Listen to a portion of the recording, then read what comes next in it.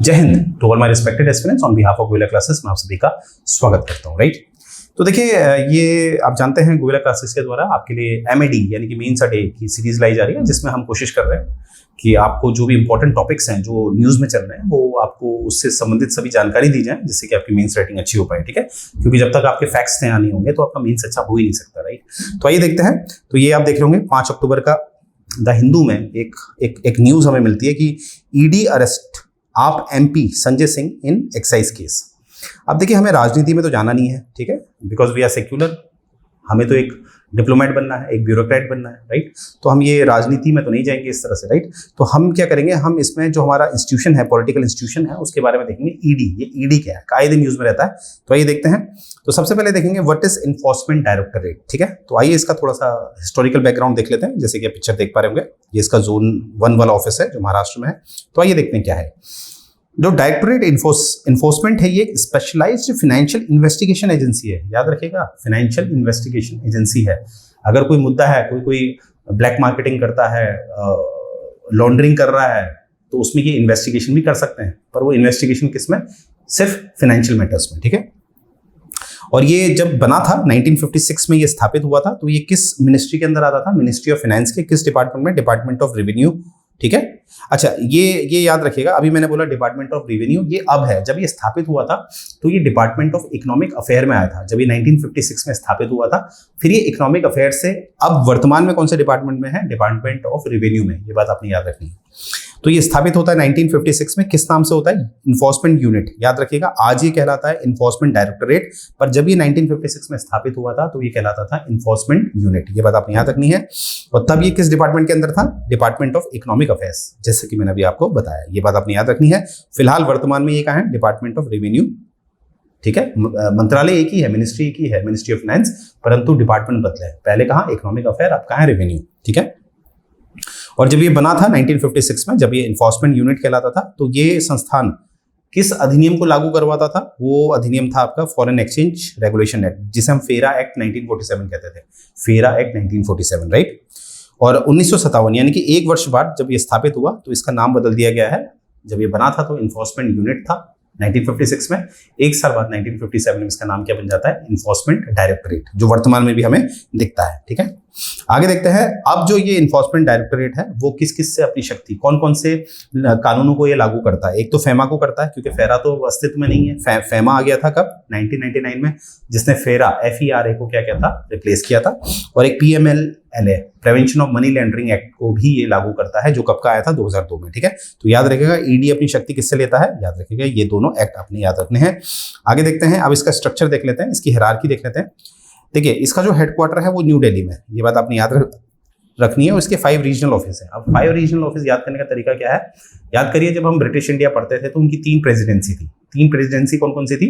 बॉम्बे थी, मद्रास थी और कलकत्ता थी। अब बॉम्बे आजकल क्या है? मुंबई। तो एक तो महाराष्ट्र हो गया, मुंबई हो गया। दूसरा है मद्रास, तो मद्रास तो है नहीं। अब क्या है आपका? क्या है आपका? यहाँ पर आपको दिखेगा तमिलनाडु, या उसको हम चेन्नई बोल सकते हैं। ये देखें, चेन्नई। और आपका है कलकत्ता। अब कलकत्ता तो कोलकाता हो गया, तो कोलकाता। अब बाकी 2 कौन है? 2 हैं आपके, चंडीगढ़ और दिल्ली। तो ये 5 इसके जो रीजनल ऑफिस हैं वो आपसे पूछे जा सकते हैं। तो याद रखना है 3 प्रेसिडेंसी पुरानी प्लस दिल्ली और चंडीगढ़ आपने जोड़ देना है। बाकी 10 जोनल ऑफिस हैं इसके और 11 सब जोनल ऑफिसर हैं, वो आपसे कोई नहीं पूछने वाला। राइट, ये बात आपने याद रखनी है। रिक्रूटमेंट कैसा होता है? एक तो डायरेक्ट होता है, डायरेक्ट इसका पेपर होता है, डायरेक्ट रिक्रूट किए जाते हैं। या एक जो इनके टॉप लेवल के होते हैं वो आपके ज्यादातर कौन बनते हैं? IRS जो होते हैं, IPS जो होते हैं और IS जो होते हैं, उनको लिया जाता है। ठीक है, तो इनका जो रिक्रूटमेंट है डायरेक्ट भी होता है और इनडायरेक्ट भी होता है। टेन्योर जो है, जो यहाँ के जो प्रेसिडेंट हैं, ठीक है, वो उनका जो टेन्योर है वो 2 साल का होता था। अब क्यों कह रहा हूँ? क्योंकि 2021 में राष्ट्रपति द्वारा एक अध्यादेश जारी किया गया है। अब आप जानते हैं अध्यादेश मतलब ऑर्डिनेंस। ऑर्डिनेंस कौन से आर्टिकल में आता है? 1, 2, 3।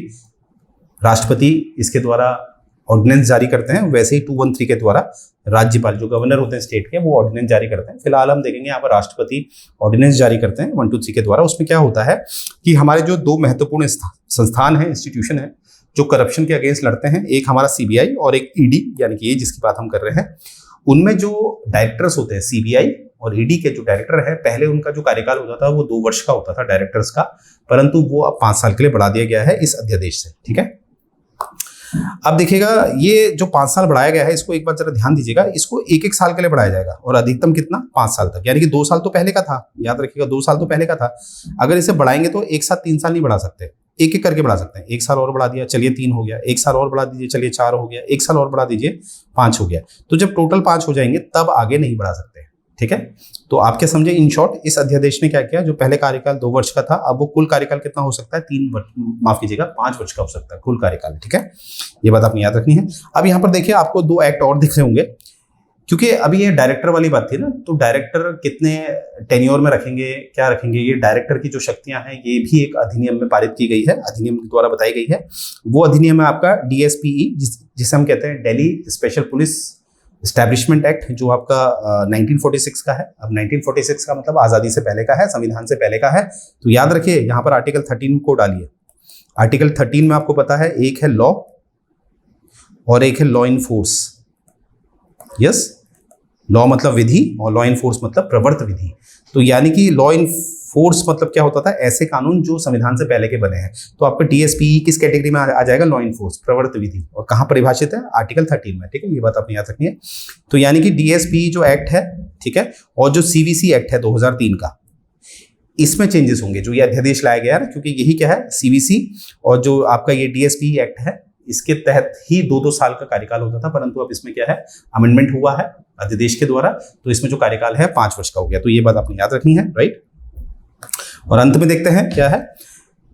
तो यहां पर आप देखेंगे फिक्स जो टेन्योर 2 इयर्स का था, now it is given 3 annual extension. 3 annual extension मैं ऑलरेडी बता चुका हूं, 3-3 साल तक हम बढ़ा सकते हैं, 1-1 साल का, तो टोटल कितना होता है 5 साल का।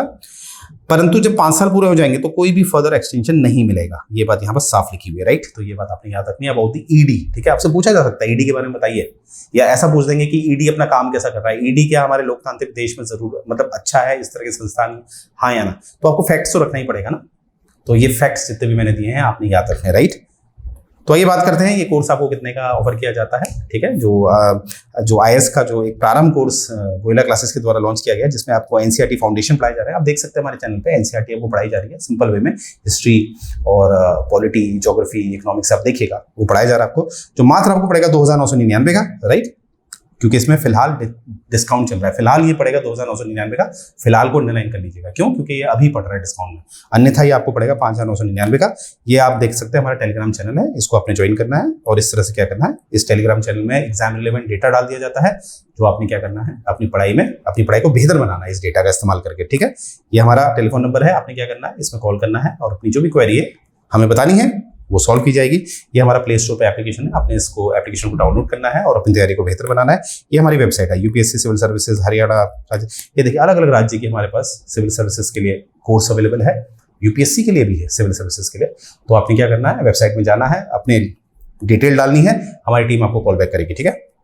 तो देखिए यहीं से मैं सेशन एंड करने जा रहा हूं, पर उससे पहले कहना चाहता हूं, अगर आपको सेशन पसंद आ रहा है तो कमेंट करिए, चाहे नेगेटिव करिए पॉजिटिव करिए, क्योंकि नेगेटिव करेंगे अगर वो तर्कपूर्ण होगा तो हम अपने आप को बेहतर करेंगे, और अगर आप पॉजिटिव करते हैं तो हमें प्रोत्साहित करता है, हमें और शक्ति देता है कि हम अच्छा प्रयास करें, राइट। तो यहीं से सेशन एंड करने जा रहा हूँ। जय हिंद।